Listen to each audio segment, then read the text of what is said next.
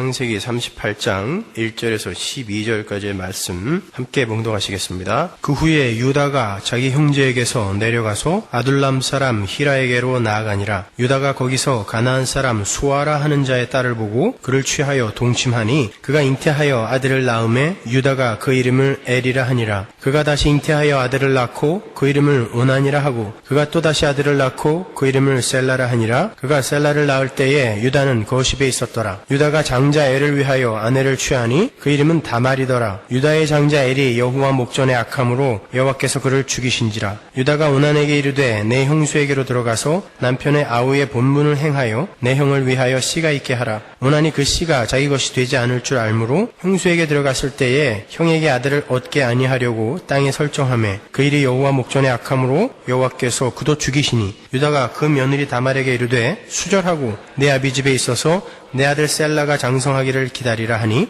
셀라도 그 형들같이 죽을까 염려함이라. 다말이 가서 그 아비 집에 있으니라. 얼마 후에 유다의 아내 수아의 딸이 죽은지라. 유다가 위로를 받은 후에 그 친구 아둘람 사람 히라와 함께 딥나로 올라가서 자기 양털 깎는 자에게 이르렀더니 아멘. 저는 고등학교 2학년 여름방학 때 처음으로 성경을 한번 완독을 했습니다. 그때는 솔직히 성경이 독자인 성도들에게 주고자 하는 메시지의 핵심이 무엇인지도 몰랐고 또 성경 전체의 맥이 어떠한 모양으로 흐르고 있는지도 몰랐었기 때문에 도저히 이해할 수 없는 부분은 빨간 볼펜으로 체크를 해가면서 읽었습니다. 성경에 대해서 잘 배우고 싶어서 당시에 유행했던 그 많은 부흥회와 외부 집회들을 찾아다녀 봤지만 그곳에서는 그저 복받는 방법만 가르쳐주곤 했기 때문에 제 성경책에는 빨간 부분이 훨씬 더 많았어요. 그리고 겨울방학 때 한 번을 또 읽으면서 그때에는 여전히 마음속에 해결이 되지 않는 부분을 한 장 한 장 면도칼로 오려내서 휴지통에 버렸습니다. 선무당이 사람을 잡는다고 그때 제가 찢어버린 내용들은 차라리 성경에 기록이 안 되었으면 더 좋을 뻔했다는 확신과 함께 그렇게 했던 거예요. 그래서 그때 당시 제 성경은 다른 사람들의 성경보다 매우 가벼웠습니다. 그때 가차없이 면도칼로 찢어버렸던 내용 중 하나가 바로 오늘 본문 창세기 38장이에요. 저는 정말 이 이야기가 왜 성경에 기록이 되어 있는지 오랫동안 이해를 하지 못했어요. 오죽하면 성경 주석가인 데이비슨도 이 이야기는 후대 편집 기자들이 잘못 끼워 놓은 것이라고까지 이야기를 했을 정도예요. 도대체 이 이야기가 성경에 왜 필요하냐 이렇게 써놨습니다. 그러나 이 다말과 유다의 이야기는 아주 중요한 복음의 핵심 사상을 담고 있는 소중한 이야기입니다. 여러분은 오늘 그 이야기를 완전히 이해를 하시고 돌아가셔야 돼요. 이 이야기를 여러분에게 잘 설명하기 위해서 제가 설교 원고를 다 작성을 했는데 너무 길어서 오늘 새벽까지 많이 잘라냈는데도 불구하고 조금 길지도 몰라요. 다음 주에 제가 이 설교 원고를 전부 나눠드리겠습니다. 그러니까 여러 번 읽으시고 또 CD를 여러 번 들으셔서 이 내용을 여러분 잘 숙지를 하고 계셔야 됩니다. 세상에서는 어떤 강의를 더 많이 듣기 위해선 수강료를 더 내야 되는데 교회에서는 사과를 해야 돼요. 그만큼 하나님의 말씀은 값어치가 없는 게 되어버렸습니다. 우리 지난주에 야곱의 약전이 이러하니라 라는 어구 뒤에 붙어있는 요셉의 이야기를 보면서 하나님의 언약이 그 언약 당사자의 후손을 통해서 완성이 되는 그 십자가 복음을 공부했어요. 성도라는 언약의 당사자들이 진정한 언약의 후손이신 예수 그리스도의 순환과 죽음을 통하여 사망에서 건져지는 그 구속사의 전 과정이 바로 요셉의 버려짐과 순환이라는 그 그림에 담겨 있다는 것을 우리는 확인했죠. 야곱과 요셉은 성도와 예수를 상징적으로 담아내고 있는 것이었어요. 그런데 그 요셉의 이야기 중간에 갑자기 오늘 본문에 유다와 다말의 근친상간의 지저분한 이야기가 삽입이 되어 있는 거예요. 왜 성경이 갑자기 요셉의 이야기를 하다가 유다의 이야기로 우리의 시선을 돌리는 것일까? 바로 이 유다와 다말의 이야기가 함의하고 있는 메시지가 요셉의 삶 전체를 요약하고 있기 때문에 그래요. 다른 말로 이 유다와 다말의 이야기는 예수 그리스도와 교회의 이야기이며 십자가와 은혜의 이야기인 거예요. 그게 요셉의 이야기였잖아요. 따라서 우리는 이 유다와 다말의 이야기 속에서 성경 전체의 일관된 주제를 배울 수 있고요. 시간과 공간 속에서 경륜되고 있는 이 역사 전체의 내용을 미루어 알 수 있어요. 그럼 한 절 한 절 공부하면서 어떻게 이 유다와 다말의 근친상간의 이야기 속에 예수 그리스도의 십자가가 녹아들어 있는지 한번 보겠습니다. 이 유다와 다말의 이야기도 우리가 지난주에 공부했던 창세기 37장 2절에 야곱의 약전이 이러하니라 라는 어구에 걸리는 이야기예요. 그것은 이 유다와 다말의 이야기도 요셉의 이야기가 그러했던 것처럼 야곱, 즉 이스라엘이 어떻게 하나님의 은혜로 구원을 얻게 되는지에 관한 또 다른 설명이라는 뜻이에요. 본문 1절을 보시면 유다가 아둘람으로 내려가서 히라라는 친구를 사귀어요. 아둘람은 가나안 31성읍 중에 하나예요. 유다가 아비집과 형제들을 떠나서 가나안으로 내려가 가나안 친구를 사귄 거예요. 요즘 말로 바꾸면 하나님의 택한 백성이 세상과 벗을 하게 된 거예요. 그래서 아둘람이라는 말이 거기에 등장하는 것입니다. 아담과 하와가 뱀과 한편이 된 그 그림을 상상해 보시면 더 이해가 쉽겠어요. 유다는 가나안 땅에서 가나안 친구의 소개로 수아라는 가나안 사람의 딸과 동침을 해서 아이까지 낳아요. 성경에서 동침은 연합을 상징하는 거라 그랬습니다. 하나님의 축복의 라인에 선 자가 죄인과 연합을 했다라는 것을 보여주는 거예요. 하나님의 백성이 점점 가나안화 되어져 가고 있는 형국입니다. 하나님은 아브라함의 후손들에게 혈통적 순수성을 요구하셨어요. 그래서 아브라함도 이삭의 신부를 구하기 위해서 자신의 종을 하란까지 보냈던 거예요. 그것은 아브라함의 후손들의 피가 다른 사람들의 혈통보다 뛰어나서라기보다는 하나님의 백성들의 구별됨과 거룩성을 가르치시기 위한 하나의 상징적 장치였던 것입니다. 그런데 유다가 가나안으로 내려가서 가나안 친구를 사귀고 가나안 여자를 아내로 맞아 아들을 낳아버렸어요.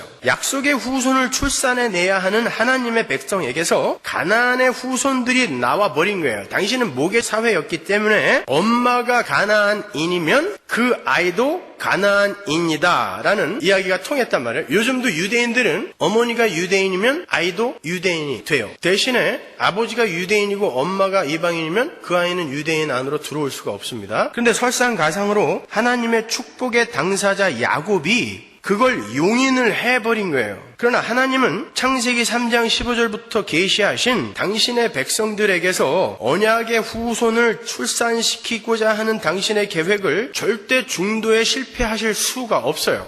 따라서 유다의 후손으로 태어난 가나안 후손은 모두 죽어야 됩니다.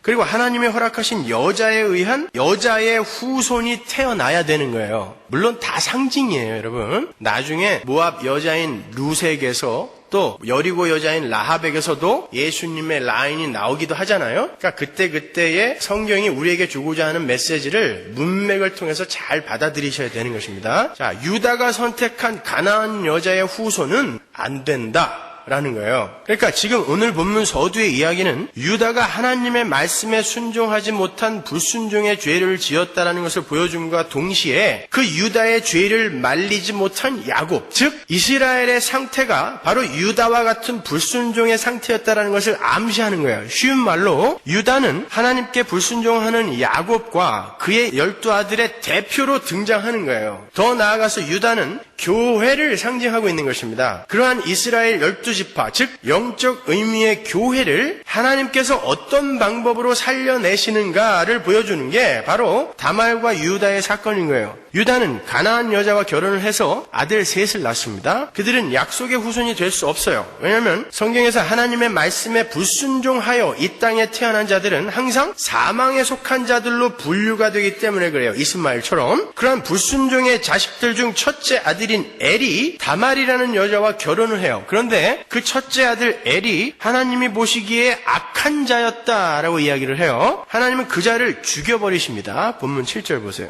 유다의 장자 엘이 여호와 목전에 악함으로 여호와께서 그를 죽이신지라. 도대체 유다의 장자 엘이 얼마나 악한 사람이었기에 하나님께서 손수 그를 죽이신 걸까요? 다른 이들은 이 유다의 장자 엘보다 조금 뭐가 나아서 안 죽인 걸까요? 아닙니다. 죄인들의 죄는 모두 다 똑같아요. 더 악하고 덜 악한 거 없어요. 아니 누구는 도덕적 윤리적인 삶을 나보다 훨씬 못 살아내는데? 아니요. 하나님 앞에서 모든 죄는 똑같습니다. 그래서 모든 인간은 죄인이에요. 우리는 성경을 통해서 하나님의 택하심 밖에 있는 모든 죄인들은 악하며 그들은 이미 죄와 허물로 죽어있는 자다라는 것을 배웠어요. 그런데 여기서는 굳이 하나님께서 그 악을 죽여버리시고 계시단 말입니다. 그건 하나님께서는 악을 반드시 멸하시고야 마신다라는 것을 지금 상징적 모델로 보여주고 있는 거예요. 야곱과 유다의 불순종 그리고 그로 말미암아 탄생한 그의 후손들은 모두 엘처럼 죽어야 한다라는 것을 보여주는 거예요. 그게 아담 안에 속해 있는 모든 인류의 운명인 것입니다. 그게 유다의 운명이기도 한 것이고 그게 유다의 잘못을 용인해버린 야곱, 이스라엘의 운명이기도 한 거예요. 그렇게 큰아들이 죽고 둘째 아들 오난이 형수와 결혼을 하게 되었어요. 왜냐하면 고대 시대에는 계대 결혼, 수혼법이라는 게 있었어요. Levirate marriage라고 그러죠. 그러한 풍습이 있었기 때문에 형이 자손을 낳지 못하고 죽으면 반드시 동생이 형수와 결혼을 해서 형의 대를 이어주어야 했습니다. 그것은 하나의 풍습이었는데 나중에는 하나님께서 이스라엘의 율법으로 정해주세요. 신명기 25장 5절 보세요. 형제가 동거하는데 그중 하나가 죽고 아들이 없거든 그 죽은 자의 아내는 나가서 타인에게 시집가지 말 것이요 그 남편의 형제가 그에게로 들어가서 그를 취하여 아내를 삼아 그의 남편의 형제에 된 의무를 그에게 다 행할 것이요 그 여인의 낳은 첫 아들로 그 죽은 형제의 후사를 잇게 하여 그 이름을 이스라엘 중에서 끊어지지 않게 할 것이니라. 도대체 대를 잇는다는 것이 뭐가 그렇게 중요하기에 하나님은 율법으로까지 이 수혼법, 계대 결혼을 규정하신 것인가? 사실 이 계대 결혼은 이스라엘만의 풍습이 아니라 당시 고대 근동의 많은 부족들과 나라들이 그러한 계대 결혼의 풍습을 갖고 있었어요. 할례도 마찬가지입니다. 그건 이스라엘에게만 있었던 게 아니에요. 그런데 하나님께서 그 계대 결혼을 통하여 이스라엘에게 무언가를 교훈하시기 위해서 그것을 율법으로까지 규정을 하신 거예요. 당시에 아주 일반적으로 통용되고 있었던 이해하기 쉬운 어떤 풍습을 들어서 무언가를 지금 설명해 준단 말입니다. 그걸 하나님의 백성, 택한 백성을 상징하는 이스라엘에게 주심으로 말미암아 하나님의 백성들에게 뭔가를 지금 설명하시는 거예요. 그것은 다름 아닌 창세기 3장 15절에 원시복음에 나오는 여인의 후손과 아주 밀접한 관련이 있는 거예요. 하나님의 택한 백성인 이스라엘은 그들을 구원할 여인의 후손이 오실 때까지 반드시 대를 이어야 하기 때문에 그래요. 그건 단순히 대를 잇는다는 개념을 뛰어넘어서 하나님의 언약과 계획은 반드시 이루어지고야 만다라고 하는 하나님 언약의 필연적 성취에 대한 집념을 보여주시는 거예요. 절대 그 일은 이루어져야 한다라는 거죠. 그래서 계대 결혼이라는 것까지 동원을 해서 대를 잇는 것의 중요성을 강조하는 거예요. 동생들은 뭐예요 도대체? 형수하고 결혼을 해야 되는 그 동생들은 뭐냔 말이에요. 근데 그런 억지까지 동원을 해서 대를 이으신단 말이에요. 거기에는 이유가 있단 말입니다. 하나님이 약속하신 여인의 후손은 반드시 와야 하며 그 어떤 것도 그 여인의 후손의 도래를 막을 수 없다라는 거예요. 왜냐하면 하나님의 택한 백성들이 세상에서 하나님의 백성으로 돌아오기 위해서는 반드시 여인의 후손의 희생을 근거해야만 하기 때문에 그래요. 그게 하나님의 약속이었잖아요. 그렇죠? 그래서 다말, 룻, 라합 등의 여자들이 언약의 후손의 라인에 투입이 되는 거예요.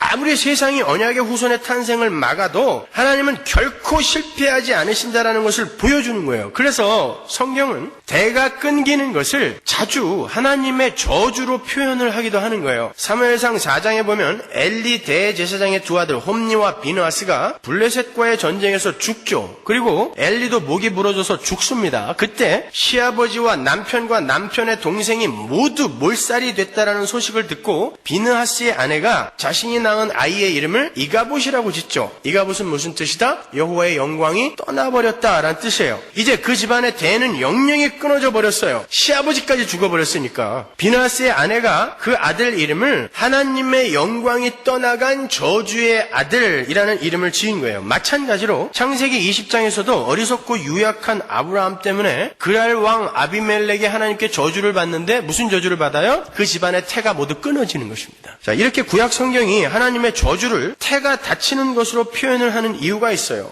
여러분, 인간의 참 복이 뭐죠? 복. 바라크가 뭐라 그랬어요? 하나님으로부터 차단되었던 하나님의 생명력의 회복. 그게 복입니다. 진짜 복. 그런데 그 회복으로 이르는 길은 약속의 후손으로 오실 예수 그리스도에 의해 구속함을 받는 것뿐이 없어요. 그런데 그 약속의 후손의 라인에서 태가 끊어지게 되면 그 여인의 후손과의 관계가 단절이 된다라는 상징적 의미가 있었기 때문에 태가 끊기는 것을 종종 하나님의 저주로 표현을 하곤 하는 거예요. 복의 반대의 개념으로서. 그렇게 인간의 복은 여인의 후손에 의한 하나님과의 화해, 그리고 거기서 비롯되는 영생인 거예요. 그게 복이에요. 그래서 아브라함과 이삭과 야곱에게 주어진 하나님의 축복의 언약도 하늘의 별처럼 바다의 모래처럼 많은 약속의 후손을 보장하는 것으로 주어지는 거예요. 그 후손의 팽창에 대한 약속은 혈통적 후손의 증가를 뜻하는 게 아니에요. 후손이 많아지는 게 뭐 그렇게 대단한 복입니까? 여러분 자식 많은 사람들 복 받았다 생각하세요? 가시 많은 나무에 바람 잘 날 없죠? 그게 무슨 대단한 복입니까? 그 말은 가산적 의미의 숫자의 개념이 아니에요. 그 후손은 우리가 갈라디아서 3장 16절에서 확인한 것처럼 예수 그리스도예요. 그리고 하나님의 선택에 의해 탄생되는 수많은 성도들을 함께 지칭하는 것입니다. 그런데 그 후손이라는 단어는 단수로 쓰여졌다 그랬죠. 여러분이 아시다시피 하늘의 별처럼 바다의 모래처럼이라는 부사구와 자손이라는 단수 명사는 어울리지가 않는 조합이에요. 그럼에도 불구하고 성경이 이러한 파격적 조합으로 그 약속의 후손을 묘사를 하는 건 그 어구가 참 약속의 후손이신 예수 그리스도와 그 안에서 연합이 되어서 탄생하게 될 수많은 하나님의 백성들을 함께 지칭하고 있기 때문에 그런 거예요. 거기에서도 그리스도와 성도와의 연합을 우리가 엿볼 수 있는 거죠. 그러니까 이스라엘에서 대가 끊긴다라는 것이 상징하는 것은 예수 그리스도의 오심의 필연적 성취가 실패하는 일이기도 하지만 하나님 백성들의 탄생도 좌절이 된다라는 상징적 의미가 있는 거예요. 약속의 후손이 안 오면 안 돼요. 하늘의 별처럼 바다의 모래처럼 많은 하나님의 후손들이 그 약속의 후손, 단수, 예수 그리스도에 의해서 탄생하게 되는데 그가 오지 않으면, 대가 끊겨서 그가 오지 않으면 그 안에 연합되어 구원을 받게 될 하늘의 별처럼 바다의 모래처럼 많은 성도들의 탄생이 무산이 된단 말이에요. 교회의 탄생이. 그래서 하나님의 택한 백성들을 상징하고 있었던 이스라엘 사람들에게 있어서 대가 끊긴다라고 하는 것은 절대로 있어서는 안 되는 일이었던 거예요.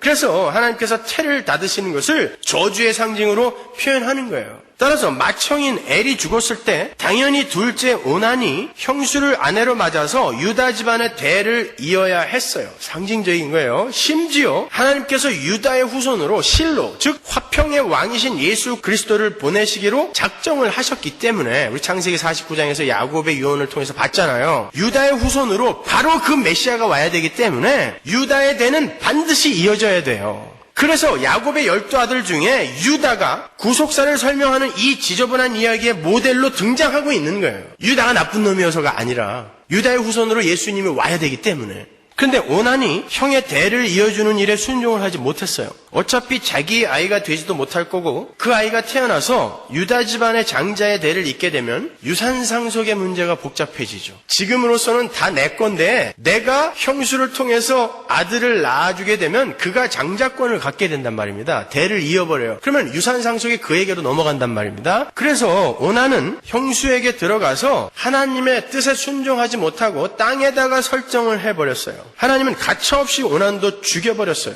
그게 뭐 그렇게 대단히 큰 잘못이라고 그걸 그 자리에서 죽여버리냐고요. 그들은 약속의 후손을 출산할 수 없는 죄인들임을 상징적으로 보여주는 거예요. 사망에 속한 자들은 하나님의 뜻을 따라 절대로 약속의 후손을 출산할 수 없다를 보여주는 거예요. 그래서 죽여버리는 것입니다. 그리고 그것은 여인의 후손을 보내셔서 당신의 백성들을 구원하시고자 하는 하나님의 실패할 수 없는 결연한 의지의 표명이기도 한 거예요. 네가 내 일을 방해해? 넌 죽었다. 죽였어요. 그렇다고 내가 네가 없다고 이 약속의 후손을 탄생케 못할 것 같으냐? 하나님의 결연한 의지의 표명을 보여주시는 거예요.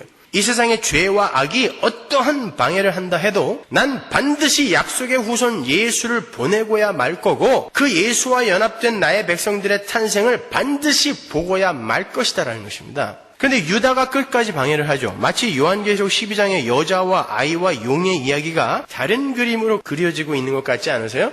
바로 그 이야기예요, 이 이야기가. 용은 끝까지 교회인 여자가 예수라는 언약의 후손을 출산하는 것을 방해를 해요. 그 이야기는 제가 결론 부분에서 다시 한번 설명해 드리겠습니다. 어쨌든 유다는 마땅히 셋째 아들 셀라에게 다말을 주어야 했음에도 불구하고 유다는 다말을 친정으로 보내버려요. 유다에게 있어서 다말은 아들 둘을 잡아먹은 불길한 며느리로 보였기 때문에요. 11절을 보시면 유다가 다말을 친정으로 보내는 이유가 나오는데 그 이유가 셀라도 그 형들같이 죽을까 염려함이라예요. 그러니까 유다가 인간적인 유익을 챙기기 위해서 하나님의 언약 성취의 방해자로 서 있는 거예요. 그렇게 유다와 그 아들들의 불가능함이 완전히 폭로가 되자 하나님께서 그들을 구원하시기 위한 한 여자를 보내시는 거예요. 그게 다말이에요. 그녀의 순환과 수모를 통해서 약속의 후손이 태어나고야 마는 거예요. 누구? 베레스. 결론적으로 말씀드리자면 다말은 예수 그리스도의 모형으로 등장하는 것입니다. 그렇게 두 아들을 보내고 며느리를 친정으로 보내버린 후에 얼마 있다가 유다의 아내가 죽어요. 그렇게 유다의 아내가 죽고 아내의 죽음을 슬퍼하는 애통기간, 보통 30일에서 70일이거든요. 그 기간이 지나자 유다는 양털을 깎기 위해서 자신에게 가나안 여자를 소개시켜줬던 가나안 친구 히라와 함께 딥나로 올라갔습니다. 농경과 목축을 주업으로 삼아 살던 당시 사람들에게 양털을 깎는 때는 추수, 수확의 계절이었어요. 축제였습니다. 특히 가나안 사람들은 양털 깎는 때를 정해놓고 그 기간 동안에 큰 잔치를 벌이면서 너나 할 것 없이 그 축제를 즐겼고 술에 흠뻑 취했다 그래요. 그리고 그 기간 동안에 자신들이 섬기던 풍요의 신 바알과 아스다롯 신전에 가서 제사를 지내서 더 많은 풍요를 기원하곤 했어요. 그런데 바알과 아스다롯 신전에서의 제2행위는 제물을 들여서 제사를 지내는 것도 있었지만 주된 제2행위는 돈을 주고 여사제들과 신전에서 성행위를 하는 거였어요. 그게 제사였습니다, 여러분. 풍요의 신인 바알과 아스다롯 신은 인간의 성행위를 엿보면서 흥분을 하게 되는데 그 신이 흥분을 하게 되면 인간들에게 비를 충분히 내려주고 햇빛을 알맞게 내려주는 등 풍요와 다산의 축복을 더 많이 부어주게 된다는 신앙이 그들에게 있었어요. 그래서 그 양털 깎는 기간에는 신전의 여사제들이 사제복을 입고 풍요를 바라면서 제2행위를 하러 오는 외간 남자들을 맞이하기 위해 신전 문 앞에서 요염을 떨며 기다리고 있었습니다. 사제들이 창녀 노릇을 했던 거예요. 세상 종교는 그렇게 창녀와의 결합이다라는 것을 보여주는 것입니다, 여러분. 유다가 그곳을 가는 거예요. 본문 14절을 보면 다말이 과부의 옷을 벗고 창녀의 옷으로 갈아입은 다음에 딥나 길 곁 에나임 문에 앉아 있었다 그러죠. 거기에서 문이라고 번역이 된 단어가 일반 집의 문을 가리키는 쏴르가 아니라 페타흐라는 단어인데요. 그 단어는 가나안 종교의 신전문이라는 뜻이에요. 페타흐.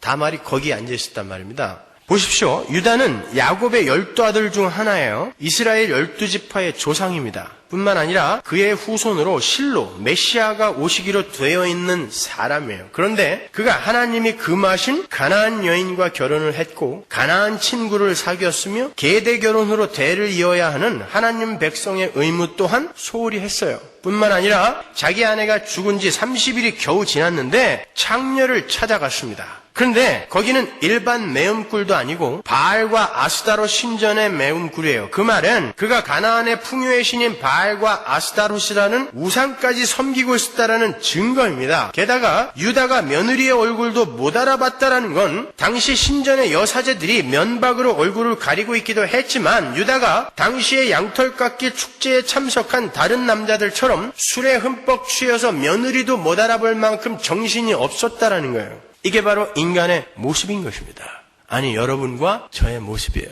예수를 믿는다고 하면서도 여전히 세상의 힘을 놓지 못하는 여러분과 저의 모습인 것입니다. 유다를 욕하셨어요? 다말을 욕하셨습니까? 지금 유다를 통하여 하나님의 선택을 입고도 여전히 풍요와 쾌락을 쫓아서 하나님께 불순종할 수밖에 없는 인간의 죄성이 낱낱이 폭로되고 있는 거예요. 거기에 하나님의 은혜가 임하는 것입니다. 대를 잇는다는 것이 어떤 의미인지 제가 말씀드렸죠. 그것은 여인의 후손으로 오실 메시아의 필연적 도래를 기다리고 기대하는 신앙의 모습을 상징적으로 함의하고 있는 거라고 그랬어요. 그래서 대가 끊긴다는 것은 하나님의 은혜 밖의 외인이라는 뜻이 되는 것이고, 그건 곧 저주의 상태가 되기 때문에 성경이 하나님의 저주를 대가 끊기는 것으로 표현을 한다고 했습니다. 따라서 다말이 유다와는 대조적으로 창녀가 돼서라도 어떻게 해서든지 약속의 후손의 대를 이으려고 한 것은 구속사 속에서의 이해로 볼 때에 하나님이 기뻐하시는 의로운 신앙의 행위가 되는 거예요. 이해가 가세요?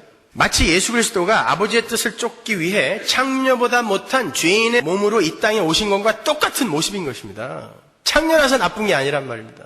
우리는 창녀보다 나아요? 나긴 뭐가 낫습니까? 살인자들인데 너나 할 것 없이. 우리가 바로 그런 자들인 것입니다. 거기에서 도덕적이고 윤리적인 흠을 찾아서 성경의 메시지를 훼손시키시면 안 돼요. 누누이 말씀드리지만 성경은 도덕과 윤리를 목표로 하지 않습니다. 살인과 방화, 거짓말과 간음도 하나님의 뜻에 따른 것이면 선인 거예요. 그게 하나님 나라의 선악의 개념입니다. 하나님이 선하다 하시면 선이라 해야 되고, 하나님이 악하다 하시면 악으로 받아들여야 하는 것이 절대 순종의 원리로 살아야 하는 하나님 나라에서의 하나님 백성들의 자세인 거예요. 그런데 선악의 판단을 우리가 하겠다라고 하고 도덕과 윤리와 사회법을 만들어 놓은 게 아담적 사고에서 나온 악인 것입니다. 따라서 이 사건을 시아버지와 며느리의 지저분한 간통 사건으로 보시면 안 되는 거예요. 거기에서 오히려 이렇게 더럽고 추악한 인간들에게 쏟아부어진 하나님의 은혜의 크심을 발견하셔야 되는 것입니다. 그렇게 유다는 며느리 다말과 잠자리를 하게 되었고, 다말은 그 일로 임신을 하게 되었어요. 근데 작은 문제가 하나 생겼습니다. 유다가 창녀에게 줄 화대를 미처 챙겨오지 못했어요. 다말이 유다에게 묻습니다. 나에게 무엇을 주겠습니까? 유다는 염소 새끼 한 마리를 화대로 약속을 해요. 그리고 그 염소 새끼를 화대로 지불하기까지 담보물로 자신의 지팡이와 도장과 끈을 맡겼어요. 그리고 나중에 가나안 친구인 히라를 시켜서 염소 새끼를 가져다 주도록 시켰는데 그 창녀를 못 찾았습니다. 다말이 임신을 하고 숨어버렸기 때문에 그래요. 유다는 무슨 일이 일어나고 있는지 까맣게 모르고 잘됐다, 그까짓 거 다 가지라고 그래 라고 이야기를 합니다. 그런데 3개월 후에 어떤 사람으로부터 자기 며느리 다말이 임신을 했다는 소식을 듣게 되었어요. 유다가 노발대발하죠. 그런 부정한 년은 당장 불살라 죽여버려라 라고 엄명을 내려요. 자신의 부정은 하나도 기억하지 못하고 오히려 다른 이의 부정에 대노함으로 해서 자신의 부정을 합리화하려 하는 악한 죄인의 속성이 그대로 드러나고 있는 거예요. 이게 바로 우리의 모습인 것입니다. 왜 사람들이 남을 험담하는 줄 아세요? 왜 사람들이 남을 질투하고 시기하고 모함하는 줄 아십니까? 내가 그 사람보다 낫다라는 것을 증명하기 위함인 것입니다. 그게 바로 죄인 거예요. 창세기 38장 24절 보세요. 석 달쯤 후에 혹이 유다에게 고하여 가로되 내 며느리 다말이 행음하였고 그 행음함을 인하여 잉태하였느니라. 유다가 가로되 그를 끌어내어 불사르라 화형시켜 죽여버리라는 거예요. 정작 누가 죽어야 되는 거예요? 유다가 죽어야 되는 것입니다. 지가 다 저질러 놓은 거거든요. 그때 다말이 시아버지에게 전가를 보내죠. 자기를 임신시킨 사람이 바로 이 물건의 주인이다 라고 하면서 유다의 지팡이와 도장과 끈을 보낸 거예요. 유다는 즉시 그것들이 자기의 물건들임을 알아차리죠. 거룩한 척 연극을 하던 유다는 자신이 어떤 존재인지를 그 자신의 물건들 앞에서 폭로당한 거예요. 마찬가지입니다. 하나님은 수시로 우리 앞에 우리 죄인됨의 증거인 지팡이와 도장과 끈을 들이미세요. 그때 어떠십니까? 미치겠죠. 나만 알고 있는 것 같았는데 하나님이 세상에 폭로시켜버리세요. 지팡이와 도장과 끈을 내 앞에 들이미신단 말입니다. 그때 우리는 하나님, 이 땅에 의로우신 분은 예수 그리스도 한 분밖에 없습니다. 저는 하나님 앞에서 여전히 죽어야 할 죄인이며 예수 그리스도의 은혜가 없이는 단 한순간도 살 수 없는 존재입니다 라는 것을 고백하게 되는 거예요. 그게 자기 부인입니다. 어떤 의미에서 신앙생활은 그러한 하나님의 적나라한 폭로 앞에서 끊임없이 자신의 죄인됨을 들켜버림으로 말미암아 자신을 부인해 가게 되는 사건들로 점철이 된다고 해도 과언이 아닐 거예요. 우리의 죄인됨의 증거인 지팡이와 도장과 끈이 수시로 우리 앞에 제시가 되어져야 합니다. 그게 복이에요. 그것이 자기 부인으로 이어지는 것이고 거기에서 진짜 순종의 삶이 나와야 되는 거예요. 그런데 그 지팡이와 도장과 끈을 폭로당하는 그 기간이 어떤 사람에게는 아주 길 수 있어요. 그게 이 땅에서 보여지는 성도들의 다양성입니다. 그러니까 너는 왜 아직까지도 그 지팡이와 도장과 끈을 폭로당하는 그런 삶을 살고 있어라고 이야기하시면 안 되는 것입니다. 여러분, 그걸 공식화시켜서 모든 이에게 적용하시면 안 돼요. 죽는 날 나는 아니구나 하고 가는 사람이 있단 말입니다. 제가 지난주에 신방한 어떤 분, 가난 말기로 배가 이만큼 불렀는데 예수를 40년 이상 믿었는데도 제 앞에서 예수 그 XXX라고 이야기를 하셨어요. 그건 그때까지 자기 부인이 안 돼 있었다는 뜻입니다. 예수 그 XXX. 내가 자기에게 어떻게 했는데 나에게 이런 고통을 허락해? 2시간 있다가 목사님, 저는 이런 존재밖에 안 되는 것이군요. 그래서 저에게 예수가 필요한 것이군요. 라고 고백했단 말입니다. 그 여자는 마지막 그 순간에 나라는 옛사람을 부인한 거예요. 그렇게 갈 수 있단 말입니다. 예수 믿는 동안 가짜, 연극으로서의 착함을 많이 드러내고 살다가 결국 죽음이 확 닥치니까 이게 뭐야? 내가 자기에게 어떻게 했는데 나에게 이렇게 해? 근데 하나님은 끝까지 그를 놓지 않더란 말입니다. 마지막 순간에도 자기를 향하여 예수 그 XXX 욕을 하던 그 여자를 끝까지 붙드시더라는 것이죠. 그걸 은혜라고 하는 거예요. 근데 여러분이 다른 사람을 보면서 너는 왜 아직도 그 모양이야? 라고 이야기하시면 안 되는 거죠. 천국 가서 그 사람 만나면 그 사람 얼굴 어떻게 보시려고 그래요? 그렇게 구원은 하나님의 전적인 은혜로만 말미암는 거예요. 그러니까 성도의 삶 속에서 교만이라는 것이 나올 새가 없어요. 끊임없이 자신의 지팡이와 도장과 끈이 폭로가 되는 삶 속에서 위선과 위장의 삶을 살지 않는 이상 어떻게 다른 일을 정죄하며 다른 사람들의 죄를 지적합니까? 바로 자기 엉덩이 뒤에다가 자기 지팡이와 도장과 끈을 감추고 있으면서 버젓이 얼굴은 거룩한 모형을 하면서 남을 정죄한단 말입니다. 그럼에도 불구하고 교만을 떨 수 있는 사람은 그가 예수님이거나 아니면 하나님 앞에서 자신의 지팡이와 도장과 끈을 폭로당한 기억이 전혀 없는 하나님과 아무 관계가 없는 사람 둘 중에 하나인 거예요. 유다가 자신의 죄가 폭로되자 다말에게 뭐라고 하는지 한번 볼까요? 26절 보세요. 유다가 그것들을 알아보고 가로되 그는 나보다 옳도다. 내가 그를 내 아들이라 내 아들 셀라에게 주지 아니하였음이로다 하고 다시는 그를 가까이 하지 아니하였더라. 유다가 다말에게 옳도다라고 이야기를 하죠. 여기에서 옳도다라고 번역이 된 히브리어가 짜다크예요. 너무 많이 들었던 단어죠. 의라는 뜻이에요. 의. 다말이 의롭대요. 나는 악하고 당신은 의롭다라고 이야기하는 거예요. 며느리가 시아버지를 꼬셔서 같이 잠자리를 한 게 의로운 거예요? 근데 의롭다라고 이야기한단 말입니다. 자신의 죄가 폭로되자 금방 자기 부인이 나오는 거예요. 의, 짜다크는 관계라는 틀 속에 들어있는 어떤 존재가 그 관계가 요구하는 책임과 의무를 성실하게 수행하는 상태를 의라 그런다 그랬어요. 그래서 성경이 하나님의 언약이 완전히 성취된 상태, 그것을 의라고도 표현한다 그랬죠. 그때는 모든 관계가 서로가 요구하는 책임을 성실하게 수행하게 되는 때이니까 그 언약이 완전히 성취된 상태에서는 하나님과 인간, 인간과 인간, 인간과 자연, 하나님과 자연이 서로의 관계가 요구하는 것을 충실하게 그 책임과 의무를 충실하게 다 이행하는 상태가 되니까 그게 의란 말이에요. 거기를 하나님 나라라고 하지 않습니까? 그렇죠? 근데 다말의 행위가 의다? 이게 무슨 말이에요? 사도 바울은 이 세상에 의인은 하나도 없다 그랬어요. 의인은 없나니 하나도 없다. 이 세상에 의로운 분은 오직 한 분 예수 그리스도다 그랬어요. 하나님의 의가 나타났는데 그가 예수다라고 이야기했잖아요. 따라서 다말의 순환과 수모는 바로 하나님께서 당신의 백성들과의 관계 속에서 신실하게 당신의 책임을 다하시기 위해 독생자 예수를 보내어 그에게 당케 하신 예수의 순환과 수모, 즉 십자가를 상징했던 거예요. 유다가 대표하고 있는 야곱, 즉 이스라엘 12지파의 죄와 예수를 상징하는 다말이 연합이 돼요. 잠자리를 같이 했잖아요. 연합이 되어서 그 죄를 다말이 자신의 것으로 전가시켜 받는 거예요. 그렇게 해서 마땅히 죽어야 할 유다가 살아나는 거예요. 유다의 후손으로 예수가 오게 되므로, 다말의 희생으로 유다의 후손으로 예수가 오게 되므로 그는 예수를 출산한 자가 되잖아요. 그렇게 해서 유다가 구원이 되는 거고 그 유다의 부끄러움을 다말이 짊어지고 부끄러운 여자가 되는 거예요. 저 간통한 년. 이렇게.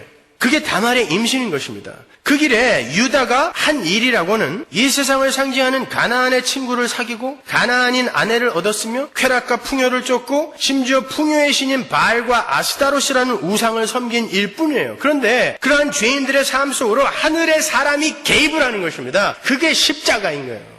근데 어떤 모습으로? 창녀의 모습으로 오더라는 것입니다. 말구유로 오더라는 거예요. 죄인의 모습으로 십자가에서 죽어버리더라는 것입니다. 할 일 없이 뻘거벗겨져서 그 십자가의 이야기를 다말과 유다의 사건이 품고 있는 거예요. 그렇게 전적인 하나님의 열심에 의해 약속의 후손은 탄생하게 되는 거예요. 거기에 죄인들의 노력과 열심과 자격과 업적이 눈꼽만큼도 개입될 수 없어요. 그 모든 것은 다 하나님의 은혜로 말미암는 것입니다. 아니, 더 정확히 말하면 우리가 내어놓는 모든 업적과 열심은 하나님 앞에서 기각이 되고 오직 예수님의 의만이 하나님 앞에서 유효한 것이 되는 거예요. 그래서 마태복음에 보면 약속의 후손이신 예수님의 족보에 다른 이름이 아닌 바로 다말의 순환과 수모로 탄생을 한 그 이름도 부끄러운 시아버지의 아들 베레스가 들어가 있는 것입니다. 예수님의 족보에. 예수님을 낳을 수 있는 자는 바로 하나님에 의해 선택되어지고 하나님의 방법으로 출생한 자다라는 것을 보여주는 거예요. 마태복음 1장 2절 보세요. 아브라함이 이삭을 낳고 이삭은 야곱을 낳고 야곱은 유다와 그의 형제를 낳고 유다는 다말에게서 베레스와 세라를 낳고 베레스는 헤스론을 낳고. 그렇죠? 이렇게 하나님의 구원은 인간의 지혜와 추측과 상상을 뛰어넘는 은혜라는 방법으로 우리에게 주어지게 되는 거예요. 그 은혜 앞에서 아무리 의로운 척 해봐야 소용이 없습니다. 그 불가항력적 사랑 앞에서 아무리 고고한 척해도 소용없어요. 하나님은 그때마다 우리의 지팡이와 도장과 끈을 내놓으실 거니까요. 우리는 그저 하나님의 은혜 앞에 납작 엎드려서 저는 하나님의 은혜가 없이는 단 한순간도 존재할 수 없는 자입니다 라는 항복의 고백을 할 수밖에 없는 티끌들일 뿐이에요. 그렇게 우리가 부인되어지고 우리 안에 예수가 오롯이 드러나는 것이 성도의 신앙 생활이에요. 오늘 본문에서 진짜 창녀는 누구였어요? 유다였습니다. 그런데 그 창녀인 유다의 구원을 위해 다말이라는 여자가 창녀가 되어 그 진짜 창녀 유다의 죄상을 백일하에 폭로하고 자신은 부끄러운 자가 되어버리는 거예요. 예수는 진짜 창녀들인 우리 대신 이 땅의 창녀의 모습으로 오셨어요. 그리고는 우리의 창녀됨을 가져가고 십자가에서 창녀로 죽으신 것입니다. 그렇게 우리의 모든 죄를 전부 해결하시고 새롭게 부활을 하심으로 말미암아 우리가 이렇게 여전한 창녀의 모습을 하고 있음에도 불구하고 난 새로운 피조물이다 라고 당당하게 고백을 할 수 있게 된 것입니다. 바로 그러한 구원 사역에 의해 구원을 받은 것이 야곱 즉 이스라엘이다 라고 이야기하는 거예요. 그래서 야곱의 약전이 이러하니라에 유다와 다말의 사건이 걸려있는 거예요. 그리고 이 유다와 다말의 이야기를 요셉의 이야기의 서문처럼 이렇게 장황하게 이야기해 놓은 것은 바로 요셉의 삶이 그 십자가의 삶을 이야기하고 있는 것이다. 그러니까 이 그림으로 요셉의 생애를 이해해라 라고 하는 하나님의 배려인 거예요. 그래서 요셉의 이야기의 서두에 서문처럼 유다와 다말의 이야기가 들어가 있는 것입니다. 그렇게 모든 성경은 인간 쪽에서의 모든 조건과 자격을 기각하고 오직 하나님의 은혜만을 강조하고 있어요. 그래서 오늘 본문의 결론도 유다와 다말 사이에서 나온 쌍둥이 베레스와 세라의 장자 쟁탈전으로 끝이 나는 거예요. 본문 28절 보세요. 해산할 때에 손이 나오는지라 산파가 가로되 이는 먼저 나온 자라 하고 홍사를 가져 그 손에 메었더니 그 손을 도로 들이며 그 형제가 나오는지라 산파가 가로되 네가 어찌하여 터치고 나오느냐 한고로 그 이름을 베레스라 불렀고 그 형제 곧 손에 홍사 있는 자가 뒤에 나오니 그 이름을 세라라 불렀더라. 원래 형이 누구예요? 세라예요. 근데 세라가 나오려고 그러는데 손이 나왔어요. 근데 베레스가 형을 뒤로 하고 먼저 나와버렸어요. 세라의 손이 나왔다가 다시 들어가고 베레스가 나왔다는 것은 그 안에서 베레스가 잡아당겼다는 것을 상상하게 하죠. 나오고 있는데 누가 잡아당겨버렸어요. 뭐가 생각나세요? 에서의 발꿈치를 잡고 나온 야곱의 모습이 여기서 또 한 번 그려지고 있는 거예요. 이렇게 성경에 육적 장자권자들이 유기가 되고 차자 우선권이 반복이 되어서 기술이 되는 이유는 하나님의 은혜는 우리 인간들이 상상하는 방식과는 완전히 다른 방법으로 부어지게 된다는 것을 암시하는 거예요. 그래서 가인과 아벨 때부터 장자들이 전부 유기가 되는 거예요. 육적 장자라는 것은 인간들이 합의해 놓은 세상적 가치의 개념으로 볼 때 가치 있음과 힘의 상징이에요. 그러나 하나님은 그런 것들을 구원의 근거로 삼지 않으신다라는 거예요. 그래서 장자들이 계속 유기가 되는 것입니다. 인간들이 내어놓는 가치와 힘, 심지어 착함이라는 것까지도 하나님 앞에서는 더러운 옷, filthy rag, 이사야서 64장 6절, 더러운 옷과 같은 것이기 때문에 하나님은 인간들이 내어놓는 그 어떤 근사한 조건과 자격도 구원의 조건으로 받으실 수가 없는 거예요. 예수를 안 믿는 사람 중에 착한 사람들이 훨씬 더 많습니다. 여러분 슈바이처처럼 사실 수 있으세요? 간디처럼 사실 수 있습니까? 다른 종교인들이 훨씬 더 구제 사업도 많이 해요. 타 종교인들 중에 유명 인사가 훨씬 더 많고 부자도 더 많습니다. 그러나 하나님과 관계없는 착함, 부, 명예 모든 것이 악이에요.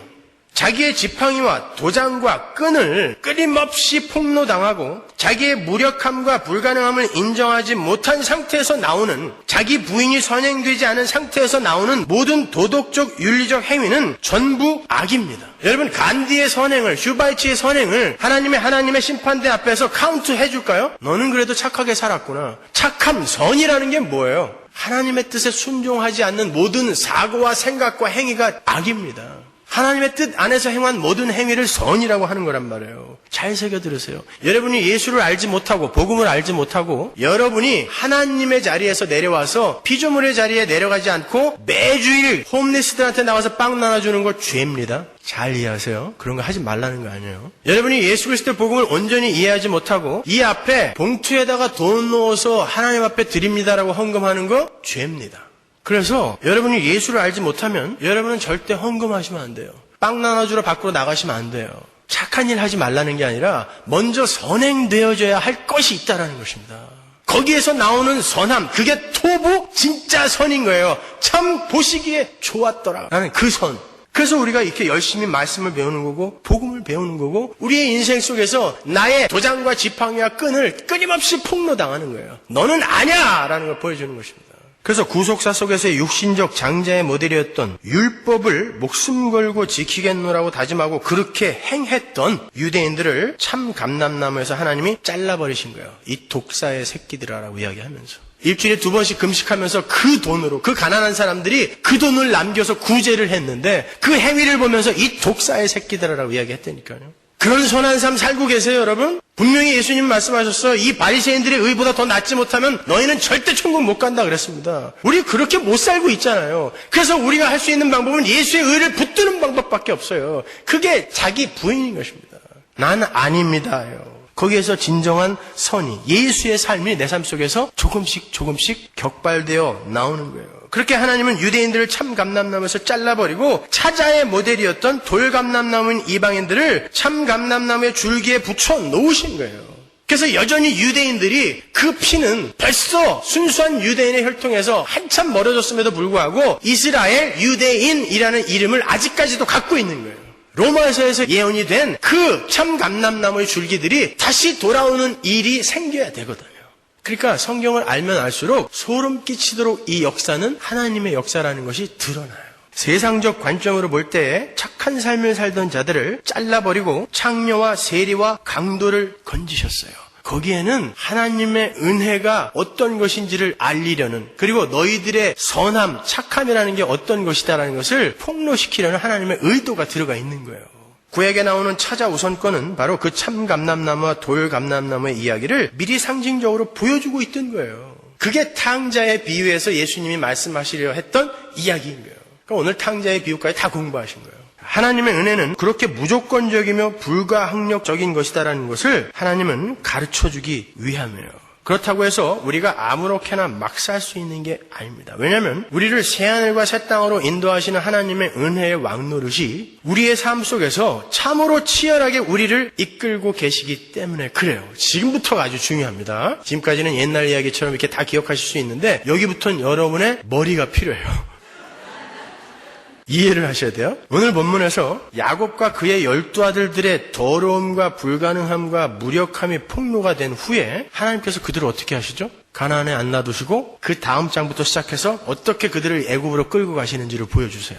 나는 너희들 거기에 안 놔둔다라는 것입니다. 니들이 그렇게 살도록 절대 거기에다 안 놔둔다라는 거예요. 그들이 가나안에 있으면 계속해서 가나안 친구 히라와 가나안 여인들의 유혹 그리고 바알과 아스타롯의 시험에 빠지게 될 것이 뻔하기 때문에 하나님은 그들을 가나안 사람의 손에서 빼내셔서 애굽으로 보내서 종살이를 시키시는 거예요. 지난주 수요일날 안 나오신 분은 이 이야기를 이해를 하지 못해요. 종살이, 발시슴이 뭔지 여러분은 모르니까, 그죠? 거기에서는 그나마 그들이 자신들의 혈통을 지켜낼 수 있었어요. 애굽의 종살이, 바벨론의 종살이 속에서는 인간은 배가 부르고 편해지면 항상 엉뚱한 쾌락을 쫓게 되어 있습니다. 신명기에도 분명히 나오죠. 그래서 하나님은 발을 씻는 자의 삶, 이 세상의 종의 삶으로 우리를 열심히 끌고 가시는 거예요. 그게 애굽이었어요. 이렇게 지금 우리가 공부하고 있는 유다와 다말의 이야기는 왜 하나님께서 이스라엘을 애굽으로 넣으실 수밖에 없었는가를 설명해주는 이야기이기도 한 거예요. 그래서 요셉의 이야기의 서두에 바로 이 이야기가 들어가는 거예요. 왜? 요셉 때문에 그들이 애굽으로 들어가거든요. 내가 왜 너희를 애굽으로 그렇게 넣는 줄 아니? 왜 그 일을 위해서 요셉을 먼저 애굽으로 보냈는지 원했는 줄 알아? 그걸 설명하시는 거예요. 하나님은 당신의 백성을 여자의 후손의 순환과 수모를 통해서 구원해 내시고야 마실 것인데 그 총론으로서의 구원이 이 땅에서 강론의 모습으로 나타나게 될 때 우리가 이 세상의 종살이를 하는 모습으로 드러나게 된다는 거예요. 그러니까 불가산적 단어인 그 총론으로서의 그 구원, 형이상학적 개념으로서의 그 구원이 이 땅의 성도들의 삶 속에서 강론의 모습으로, 그러니까 가산적, 계산을 할 수 있는 가산적 현상으로 현실화되어서 나타나게 된다는 거예요. 우리 성도들이 여인의 후손을 출산해내기 위해서는, 다른 말로 여인의 후손에 의해 구원을 받게 되기 위해서는 우리의 삶 속에서 여인의 후손을 출산해내는 산고의 진통, 즉 다말의 수모와 다말의 순환의 삶이 우리의 삶 속에서도 나타나게 된다는 그런 말이에요. 그래서 애굽의 삶이 그 뒤에 이어져 있는 것입니다.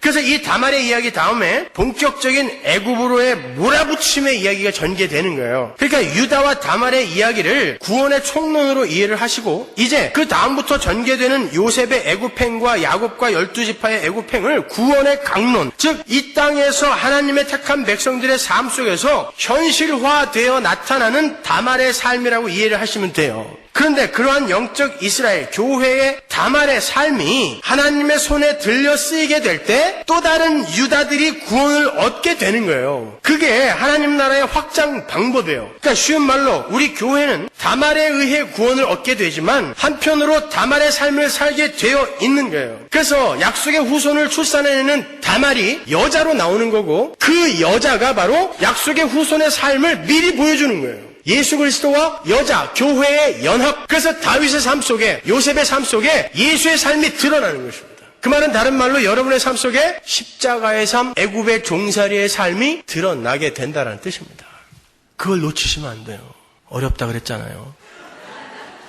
다음 주에 나눠드릴 테니까 여러 번 읽으세요. 그 이야기가 아주 잘 요약되어 설명되어 있는 곳이 요한계시록 12장이에요. 1절 볼까요? 하늘에 큰 이적이 보이니 해를 입은 한 여자가 있는데 그 발 아래는 달이 있고 그 머리에는 12별의 면류관을 썼더라. 이 여자가 아이를 베어 해산하게 되매 아파서 애써 부르짖더라. 하늘에 또 다른 이적이 보이니라. 보라, 한 큰 붉은 용이 있어 머리가 7이요 뿔이 10이라. 그 여러 머리에 7 면류관이 있는데 그 꼬리가 하늘별 3분의 1을 끌어다가 땅에 던지더라. 용이 해산하려는 여자 앞에서 그가 해산하면 그 아이를 삼키고자 하더니 여자가 아이를 낳으니 이는 장차 철장으로 만국을 다스릴 남자라. 그 아이를 하나님 앞과 그 보호자 앞으로 올려가더라. 그 여자가 광야로 도망하며 거기서 1260일 동안 저를 양육하기 위하여 하나님의 예배하신 곳이 있더라. 제가 전에 설명해드리기를 여자인 교회가 철장으로 만국을 다스릴 예수를 낳는다는 이 이야기는 교회가 자신의 불가능함과 무력함을 인정하고 예수 그리스도의 십자가의 필연성을 인정하게 되는 것에서 예수가 출생을 하게 되는 이야기로 설명을 해드렸죠. 그렇죠? 교회가 예수를 낳는다는 건 예수가 없으면 교회는 절대 구원받을 수 없다라는 그 이야기라 그랬잖아요. 그래서 교회가 예수를 낳는 거다 그랬잖아요. 교회 때문에 예수가 오는 거니까. 그렇게 여자인 교회는 여인의 후손이신 예수 그리스도의 필연적 도래를 인정하고 바라는 존재들이에요. 그래야 예수가 출생할 수 있으니까. 그런데 죄인들은 스스로의 능력과 지혜로 예수의 필연성을 깨달을 수가 없죠. 그게 여인 앞에서 아이의 출생을 막는 용의 방해예요. 아담 안에서 자기들의 힘으로 하나님처럼 되어보겠다고 선악과를 따먹어버린 죄인들은 자기를 부인할 수가 없어요. 끊임없이 자신의 지혜와 능력을 의지해요. 과학과 문명을 발전시키기도 하고 전쟁을 하기도 하고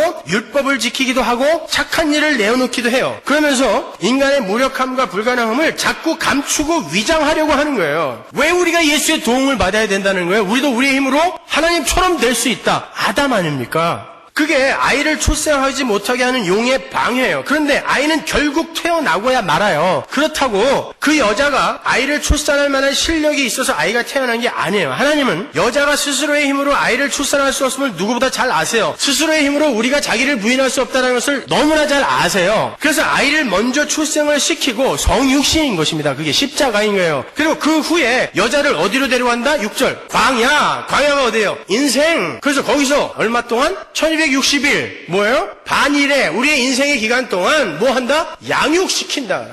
무슨 양육? 우리가 우리를 부인하는 그 삶으로 성숙되어지는 그 길에 필요한 양육. 그 이야기가 요한계시록 12장의 이야기인 거예요.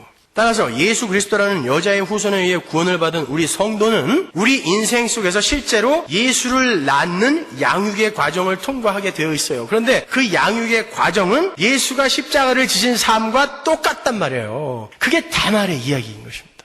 생각해보세요. 예수님은 하나님과 본체세요. 그런데 하나님 아버지께 순종을 하시느라 모든 것을 비우시고 목숨까지 바쳐가며 순종을 하셨어요. 그게 바로 예수의 십자가 정신입니다. 그게 올바른 자기 부인인 거예요. 따라서 우리가 예수를 낳는다는 건 그 예수의 정신인 순종의 삶, 즉 십자가의 삶을 사는 자로 성숙이 되어져 가는 것을 말하는 거예요. 그래서 막 살 수 없게 되는 것입니다. 그래서 여자인 다말이 예수의 삶을 사는 것으로 보여지는 거예요. 여자가 여자의 후손을 낳기 위해 여자의 후손이 살 십자가의 삶을 사는 자가 되는 거예요. 그런데 그러한 삶이 우리의 삶 속에 나타날 때 또 다른 유다들이 건짐을 받는 거예요. 그게 하나님 나라의 확장의 원리인 것입니다. 따라서 여러분의 삶 속에 그러한 창녀의 삶, 부끄러움의 삶, 종의 삶, 섬기는 삶이 나타날 때, 내 의지와 관계없이 그렇게 확 나타나 버릴 때 당황하시면 안 되는 것입니다. 그게 당연한 거예요. 그게 복인 것입니다. 여러분, 그렇게 우리는 도저히 불가능한 유다들이었어요. 하나님은 우리에게 다말을 보내셔서 우리의 모든 죄를 다 전가받게 하시고 그 다말을 부끄럽게 죽여버리심으로 해서 우리를 구원해 내신 거예요. 우리는 구원을 얻은 후에도 늘 우리의 지팡이와 도장과 끈을 폭로당하면서 살고 합니다. 그러나 하나님은 우리를 그렇게 놔두지 않으세요. 하나님은 우리를 애굽으로 바벨론으로 보내셔서 우리를 지켜내세요. 양육시키십니다. 그런데 그 삶은 종으로 살게 되는 종살이의 삶이에요. 발을 씻기는 삶입니다. 내가 원하는 게 있는데 하나님이 원하시는 삶이 내 삶에 나타나는 거예요. 나는 병이 낫고 싶은데 하나님이 나를 병을 걸리게 만들어 보시는 거예요. 나는 사업에서 성공하고 싶은데 하나님이 내 성공을 막아버리시는 것입니다. 그때에 하나님 그래도 괜찮아요 라고 고백을 할 수 있는 종의 삶이, 다말의 삶이 우리의 삶 속에서 나타나야 되는 거예요. 다말은 하나님 나도 이 땅에서 폼나는 여자로 살고 싶어요. 근데 창녀가 웬 말입니까? 시아버지의 아이가 웬 말입니까? 라고 했단 말입니다. 그런데도 하나님이 가라 하니까 가는 것입니다.